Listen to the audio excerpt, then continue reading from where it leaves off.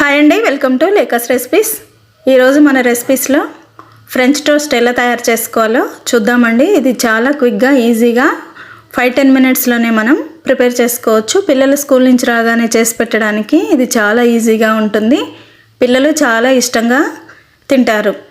ఎంతో టేస్టీగా ఉండే ఈ ఫ్రెంచ్ టోస్ట్ని ఎలా ప్రిపేర్ చేసుకోవాలో ఇప్పుడు చూద్దాం. ముందుగా ఒక బౌల్ తీసుకొని అందులోకి ఒక 2 ఎగ్స్ని ఇలా బ్రేక్ చేసి వేసుకోవాలి. కొంచెం ఎక్కువ క్వాంటిటీ కావాలనుకుంటే 2 ఎగ్స్ని చేసుకోవాలండి. లేదు ఒక 2-3 పీసులు కావాలి అనుకుంటే ఒక ఎగ్ చేసుకుంటే సరిపోతుంది.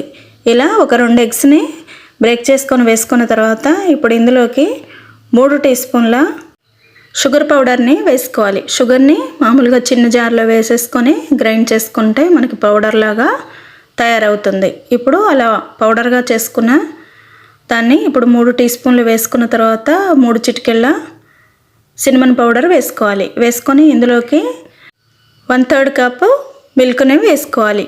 వేసుకున్న తర్వాత ఇప్పుడు ఇవన్నీ కూడా బాగా కలిసేలాగా బీట్ చేసుకోవాలి. చేసుకొని ఇందులో కొంచెం సాల్ట్ వేసానండి, ఒక చిటికెడు, అది క్లిప్పింగ్ మిస్ అయిపోయింది. ఒక చిటికెడు సాల్ట్ కూడా వేసేసి బాగా ఇలా కలుపుకోవాలి. కొంచెం నురుగు వచ్చేలాగా బీట్ చేసుకోవాలండి. ఎక్కువసేపు ఫాస్ట్గా కలుపుకోవాలి. కలుపుకొని ఇప్పుడు దీన్ని పక్కకు పెట్టుకొని స్టవ్ మీద ప్యాన్ పెట్టుకొని ఇప్పుడు దీంట్లోకి 1 టీ స్పూన్ బటర్ని వేసుకోవాలి.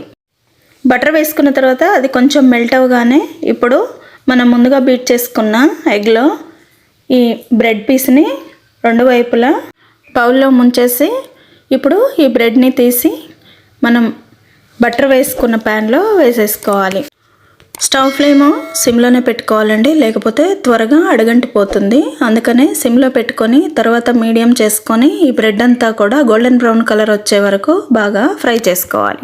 ఇప్పుడు 1 సైడ్ అంతా ఫ్రై అయింది కదండి. ఇప్పుడు ఫ్లిప్ చేసుకొని ఇదంతా కూడా 2 వైపులా బాగా ఫ్రై చేసుకోవాలి.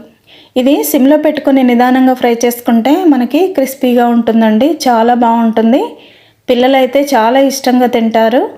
పెద్దవాళ్ళు కూడా ఆకలిగా ఉన్నప్పుడు ఇలా ఒక 2 బ్రెడ్ పీసుల్ని ఇలా చేసేసుకొని తినేస్తే ఆకలి నుంచి ఉపశమనంగా ఉంటుంది. చాలా బాగుంటుందండి. పిల్లలైతే ఇంకా చెప్పక్కర్లేదండి, అంత ఇష్టంగా తింటారు. ఇలా 2 వైపులా ఫ్రై చేసుకున్న ఈ ఫ్రెంచ్ టోస్ట్ని తీసి ప్లేట్లోకి వేసేసుకోవడమే. చూసారా ఎంత బాగుందో? చాలా టేస్టీగా ఉంటుందండి.